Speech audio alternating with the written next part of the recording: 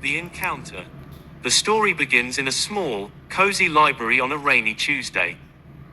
Arian, a quiet architecture student, was searching for a rare book on old monuments. As he pulled a dusty book from the top shelf, a small, dried rose petal fell out and landed on the table of a girl sitting across from him.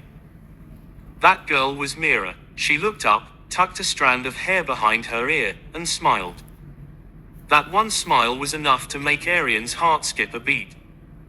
They started talking, first about books, then about dreams, and eventually about life. The connection. For the next 2 years, they were inseparable. They didn't need expensive dates or grand gestures. Their love was found in the small things, sharing a single umbrella in the rain, drinking tea at their favorite stall, and Arian leaving handwritten notes in Mira's textbooks. Arian had a habit of writing letters. He believed that emails were too cold and texts were too fast. He wanted his love to have a scent and a soul. The twist. One day, Arian got a dream job offer in a different country. It was an opportunity of a lifetime, but it meant leaving Mira behind for 3 years. On the night before his flight, they sat at their favorite park bench. Arian handed her an envelope. "Mira, I haven't finished this letter yet. I've written half of it. I will write the second half the day I come back and marry you. Keep it safe." The distance. The first year was easy, video calls every day. The second year got harder. Time zones, busy schedules, and life started getting in the way.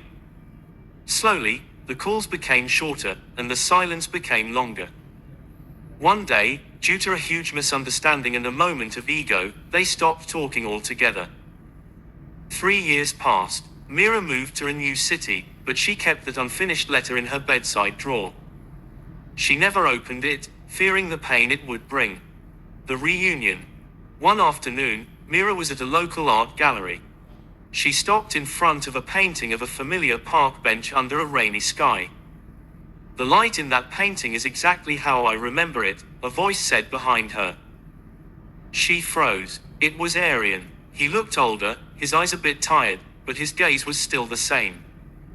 "You never called," she whispered, her eyes filling with tears. "I thought you had moved on," he replied softly.